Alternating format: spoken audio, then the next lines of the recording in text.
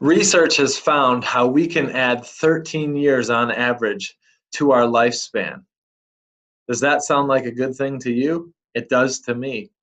Join me as we not only add 13 years of life to our lifespan, but let's also include 13 extra years of quality of life to our lifespan. I'm Dr. John Bartemus, and I'm putting the pieces together to help you live a life at optimal. The United States is one of the richest countries in the world, but it falls behind other first world nations in terms of life expectancy and quality of life at the end of life. So the American Heart Association recently published a study where they researched lifestyle factors and whether or not they contribute to increased life expectancy if those lifestyle factors are implemented. So let's take a look at the study. This study, as you can see, was called The Impact of Healthy Lifestyle Factors on Life Expectancies in the U.S. Population. And what they did, they studied here the lifestyle factors that most impacted or had the most impact on extending life. And as you can see, the 5 things that mattered most were never smoking, having a healthy body weight, regular physical activity defined as 30 minutes or more per day of moderate to vigorous exercise, a healthy diet, and moderate alcohol consumption, or low alcohol consumption would be even better. And so the people that they studied who incorporated all 5 of these lifestyle factors, on average, had an additional 11 years to their lifespan compared to people who practiced 0 of these.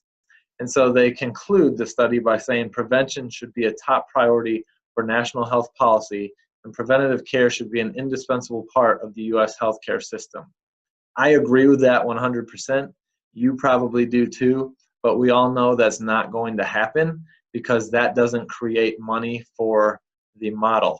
And the model, the healthcare model, is really a sick care model that makes its money on repeat business, drugs, and us being sick.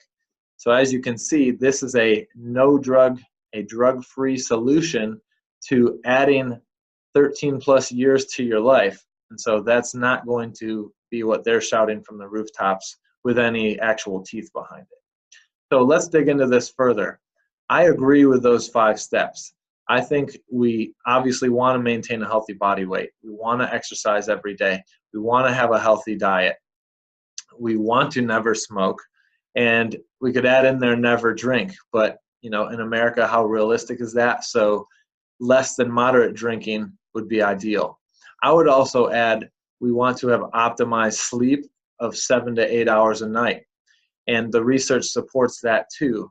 There's boatloads of studies on sleep restriction, sleep deprivation, insomnia, circadian rhythm dysfunction, and how that impacts overall health markers. Here's just one. And what they did is they studied sleep deprivation or sleep restriction for 5 nights in a row, and then added 2 nights of recovery sleep to kind of simulate a work week with a weekend. And they looked at how that impacted long-term health. And what you can see down here at the bottom is that sleep restriction increased lymphocyte activation, so it increased immune activation, which led to increased inflammatory markers as well as increased heart rate. So those 2 things, increased inflammation and increased heart rate, are 2 factors that increase cardiovascular risk. So sleep itself can shorten your life if you're not sleeping properly. So poor sleep, sleep restriction, sleep deprivation will shorten your life. So if we add good sleep to our list of things we want to do, that may bump us up even more than the 13 years. And then another topic that gets a lot of research and study is the concept of social isolation. So if you feel lonely, that is adverse to your health and adverse or poor or not a good sign for longevity. And so here's a publication put out by the American Psychology Association in 2017, and they said or concluded that social isolation or loneliness could be a greater threat to public health than obesity. So remember, one of the things the American Heart Association said is a healthy body weight is one of the factors that will add the years to your life. So obesity obviously will take years from your life. Well, this is saying that feeling lonely could take years from your life even worse than obesity can. And so if we look at this a little bit, the study researchers say being connected to others socially is widely considered a fundamental human need, crucial to both well-being and survival. And Americans are becoming less socially connected and experiencing more loneliness. Now that's interesting, because if we look at what a recent publication by NPR, they're saying Americans are more lonely than ever, and young people are the loneliest of all age groups. Well, how is that? Because young people are on their devices 24/7. We're more connected than ever. So how are young people loneliness when they're the most connected? Well, probably because they don't have real human interaction. They're interacting over a device. And so we need to restore true human interaction to our day-to-day lives. So the NPR article is talking about a survey that surveyed Americans and 20,000 adult Americans, and 54% said that they always or sometimes feel that no one knows them well. 56% of 20,000 people reported they sometimes or always felt like people around them are not necessarily with them, so not present. They might be there, but not actually. You might be here with me in the room, but not present with me because you're texting or on Facebook or doing something else. And then 40% of people felt like they lack companionship, their relationships aren't meaningful, or they're isolated from others. So this, as the previous study said, can be more detrimental to long-term health than obesity. And this one mechanism for that is that it impacts immune function.